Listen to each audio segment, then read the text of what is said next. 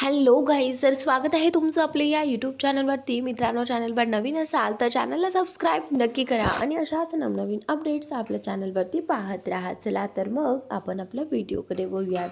तर लपंडाव या मालिकेच्या आजच्या भागामध्ये आपण पाहत आहोत की ही जी सरकार आहे ना, ती आता आवरत असते. तिला बाहेर तिच्या कंपनीमध्ये जायचं असतं, म्हणूनच ती आवरत असताना आता तिच्या लक्षात येतं की चला आता सकाळ झाली आहे आणि आपण त्या प्रीतम धर्माधिकारीला मदत केली आहे म्हटल्यानंतर आपण पाहूयात की तो बरा झाला आहे की नाही, म्हणजे आपल्याला पुढची कामं हाती घेता येतील. तर लगेचच तिने स्वतःचा फोन काढलेला आहे आणि त्या प्रीतम धर्माधिकारीला कॉल करायला घेतलेला आहे. तर त्यावेळी आता इथे ती फोन करायला डायल करते आणि फोन जो आहे तो आता लागत नसतो. तर आपण जो काही नंबर डायल केला आहे तो अस्तित्वातच नाही आहे असं फोनवरती सांगत असतात.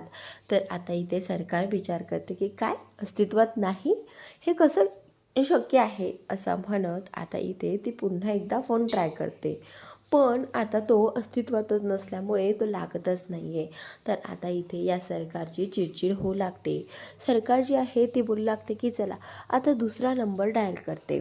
तर आता सरकारने दुसरा नंबर डायल केला, तोही असाच अस्तित्वात नाही असं सांगत असतं. आणि थोड्या वेळाने सरकारने फोन ठेवलेला आहे आणि आता तिथला ती परफ्यूम तिच्या साडीवरती मारायला जाते. तेवढ्यातच तिचा हात जो आहे तो त्या स्टिकरवरती जातो, जे स्टिकर इथे त्या परफ्यूमवरती लावलेलं असतं पॅरिस नावाचं. पण तो परफ्यूम जो आहे तो डुप्लिकेट असतो, ना कुठला पॅरिसचा असतो ना कुठला काही. तर आता इथे ती त्या गोष्टीचाही विचार करते की काय डुप्लिकेट परफ्यूम, असा डुप्लिकेट परफ्यूम त्यांनी मला का दिला असेल, हा विचार आता इथे तिच्या डोक्यात चालू लागतो. आणि त्याच वेळी आता इथे ती बोलते की नक्कीच काहीतरी गडबड आहे, आता मला त्या प्रीतम धर्माधिकारीची भेट घ्यावीच लागेल असं आता सरकार म्हणत असते. तर त्याचनंतर इकडे आता कबीर जो आहे तो ऑफिसला निघालेला असतो आणि ऑफिसला जात असतानाच आता कबीरला एक फोन येतो आणि तो फोन असतो त्याच्या आईचा. तर त्यावेळी आता आई बोलते की कबीर कधी येत आहेस तू घरी. तर त्यावेळी आता कबीर बोलतो की आई मी येतच आहे, ऑन द वे आहे.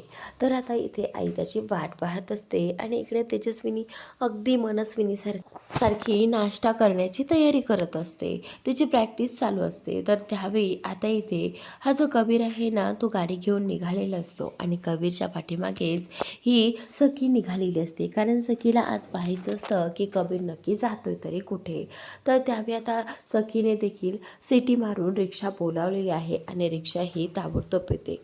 सखीने कबीरचा पाठलाग केलेला आहे आणि इकडेही सरकार देखील तिच्या गाडीमध्ये बसलेली आहे आणि ती हा विचार करत असते की आता नक्की माझ्यासोबत हे सगळं का घडतंय. तर त्यावेळी आता इथे ती बोलते की हे सगळं ना शोधून काढायला हवं. इकडे कबीर रस्त्यावरती पुढे चालत असतो आणि सखी पाठीमागून कबीरचा पाठलाग करत असते. कबीरला याबद्दल तर काही माहिती नसतं. कबीर बिनधास्तपणे चाललेला असतो.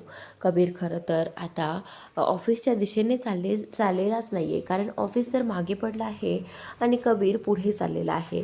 हे सगळं पाहून तर हिच्या सखीच्या लक्षात आलं आहे की नक्कीच कबीर माझ्यापासनं काहीतरी लपवत आहे.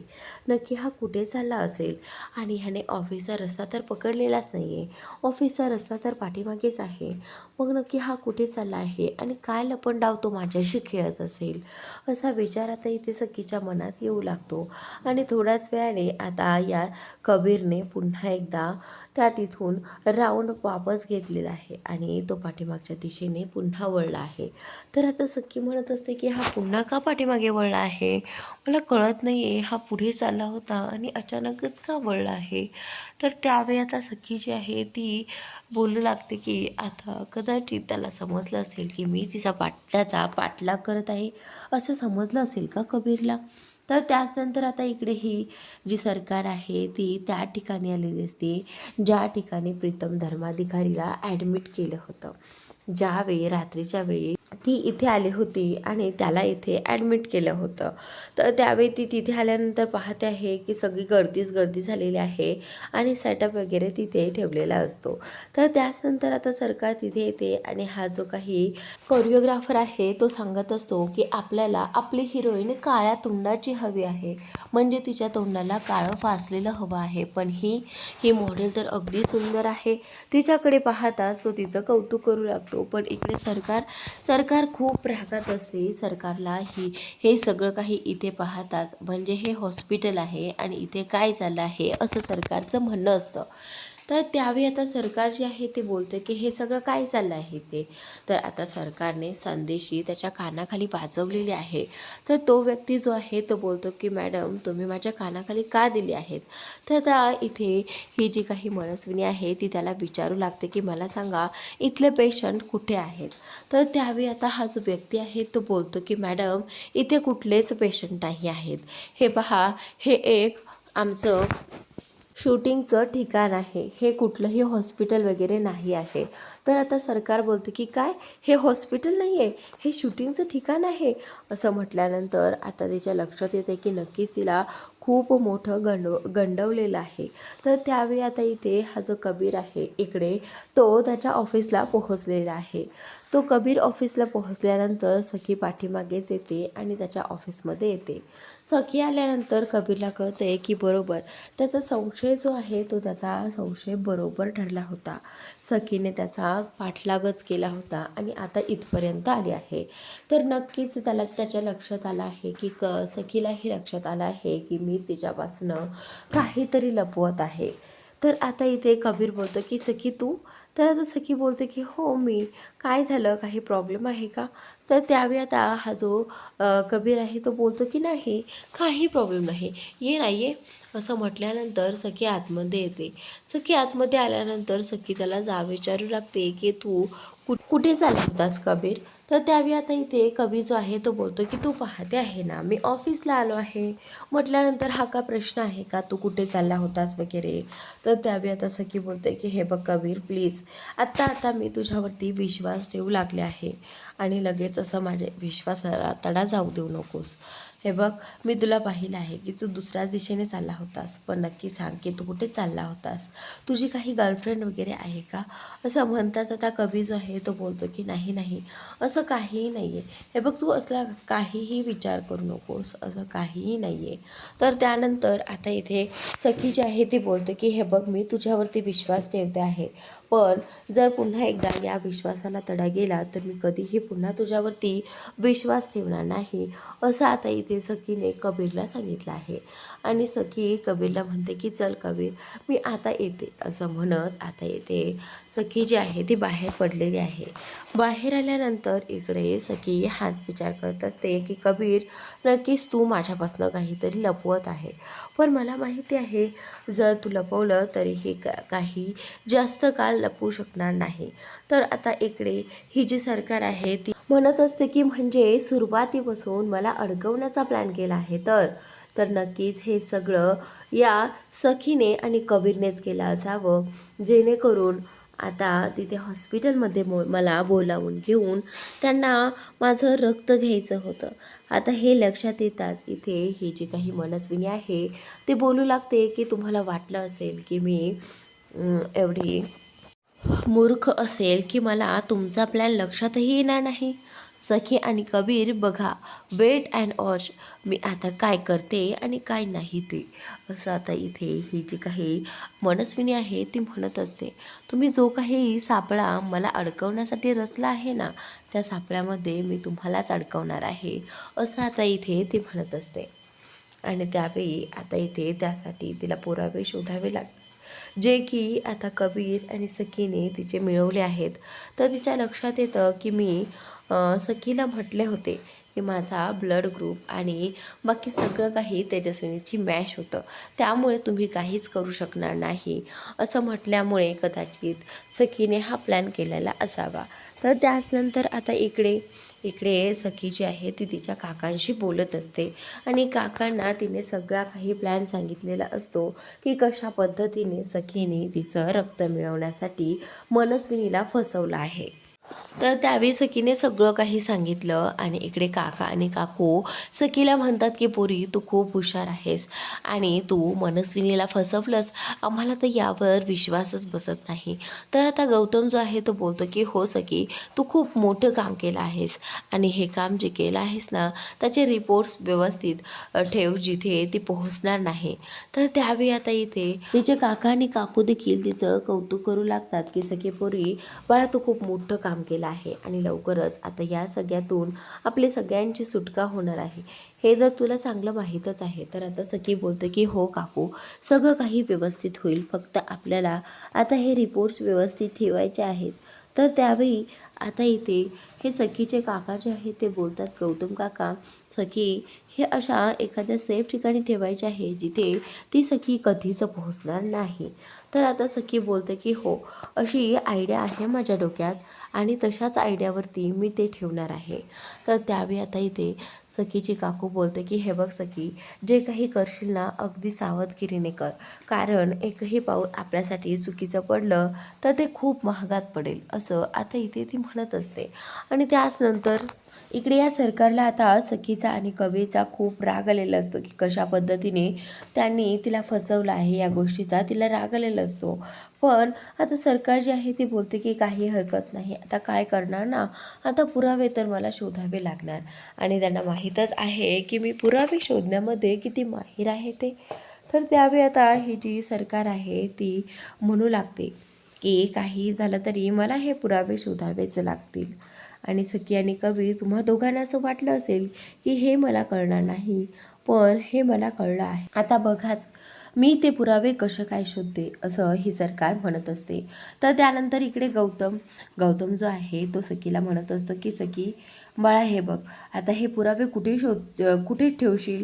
तर त्यावेळी आता सखी बोलते की काका, अशा ठिकाणी ठेवायला हवेत ज्या ठिकाणी या सरकारची नजर जाणार नाही, या मनस्विनीला कळणार नाही की इथे काही पुरावे आहेत. तर आता सखीने तिच्याकडे ऑलरेडी एक फाईल असते आणि सखीने दुसरीही फाईल काढली आहे. खरं तर एक तेजस्विनीची फाईल असते आणि एक मनस्विनीची फाईल असते. एक तेजस्विनीच्या सिझेरिंगची फाईल असते ज्यामध्ये तिचं ब्लड ग्रुप वगैरे सगळं काही लिहिलेलं असतं आणि एक मनस्विनीच्या त्या रक्तगटाची फाईल असते. तर आता इथे सखी बोलते की काका आणि काकू, ह्या फाईल ज्या आहेत ना त्या अगदी सेफ जागेत आपल्याला ठेवायच्या आहेत. तुम्ही सगळ्यांनी जरा सुचवा आणि मला कळवा की आपण ह्या फाईल्स कुठे ठेवायच्या आहेत. तर त्यावेळी आता सखीला मागच्या वेळीचं आठवलं, ज्यावेळी सखीने ती डायरी तिची लपवली होती. सखीने ती डायरी तिच्या सरकारच्याच रूममध्ये लपवली होती. त्या सरकारने ती डायरी शोधण्यासाठी खूप प्रयत्न केला, सगळं घर उलथंपालथं टाकलं, पण तिला ती डायरी काही मिळाली नाही. कारण सखीने ती डायरी तिच्याच रूममध्ये लपवली होती. कारण त्यावेळी सखीला आयडिया आली होती की ही जी सरकार आहे ना ती सगळीकडे ती डायरी शोधेल, पण त्या तिच्या रूममध्ये शोधणार नाही. आणि आत्ताच काहीसं तिच्या डोक्यात तसंच आलेलं आहे. तर आता इथे सखी जी आहे ती तिच्या काका आणि काकूंना सांगते की मला यावेळी असंच वाटतं की ही जी फाईल आहेत आपण त्या फाईल तिच्याच रूममध्ये लपवूयात. तर सखीची काकू सांगते की हे बघ सखी, तू जिथे कुठे ठेवशील ना तू अगदी सुरक्षित ठेवशील, मला खात्री आहे, पण तरीही काळजी घे, असं म्हणत आता तिने त्या फाईल ज्या आहेत त्या सखीकडे सोपवल्या आहेत. आणि त्यानंतर आता इकडे सखीला एक गोष्ट खूप सतावत असते, कारण सखी एवढी धडपड करते आहे या दोघीचे रिपोर्ट्स मॅच होऊ नये, बस एवढंच तिला वाटत असतं आणि या दोघींचेही रिपोर्ट्स वेगवेगळे यावेत.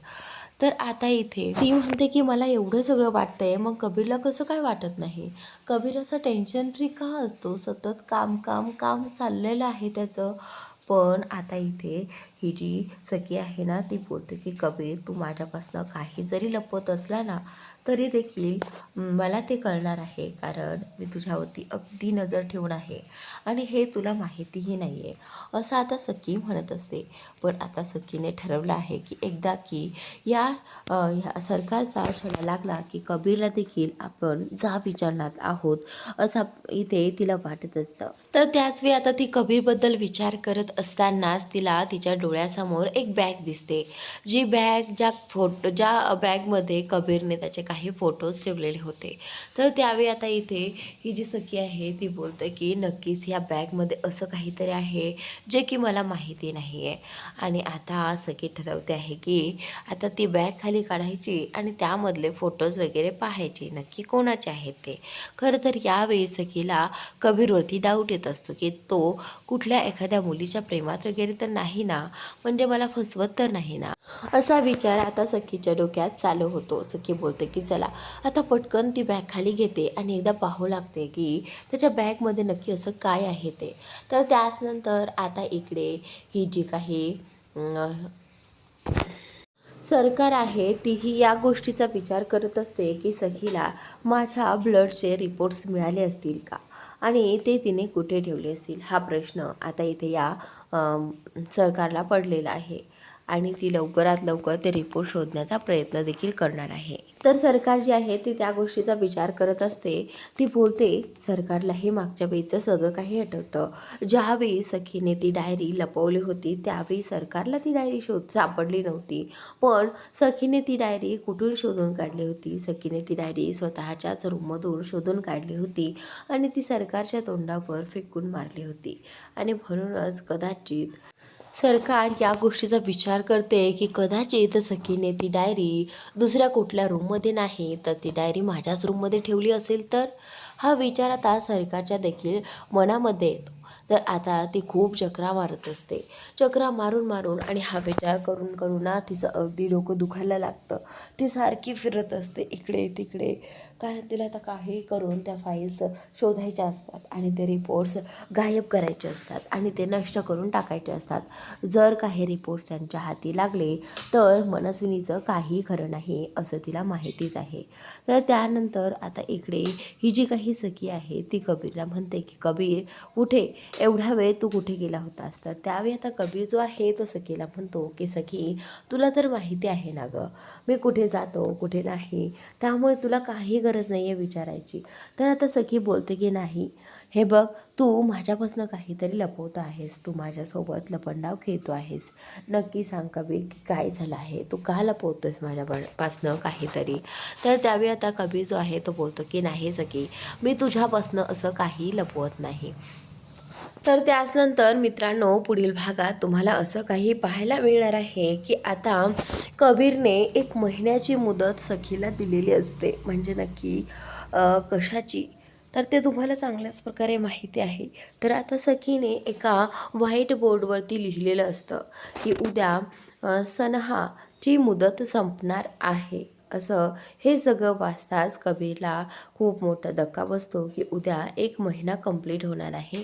तर त्यामुळे आता या दोघांनाही टेन्शन आलेलं असतं की आता मुदत तर संपली आहे, हा विचार आता त्या दोघांच्याही डोक्यात चाललेला असतो. तर त्यानंतर इकडे ही जी काही सरकार आहे ना ती म्हणत असते की मला माहिती आहे की कबीर आणि सखी असा विचार करतील की ती कुठेही शोधू शकणार नाही अशी जागा सापडायला हवी आणि त्या ठिकाणी त्या फाईल्स ठेवायला हव्यात.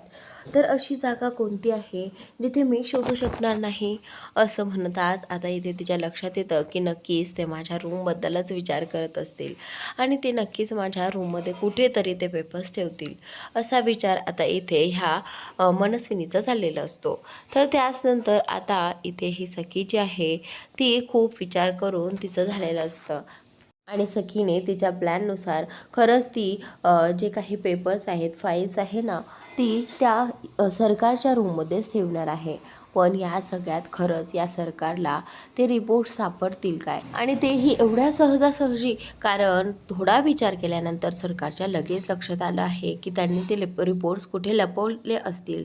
आणि आता जर एवढ्या सगळ्याने लगेचच ते रिपोर्ट्स मनस्विनीला मिळाले तर ती पुन्हा ते नष्ट करेल आणि मग सखी आणि कबीरचा प्लॅन इथेच फ्लॉप होईल.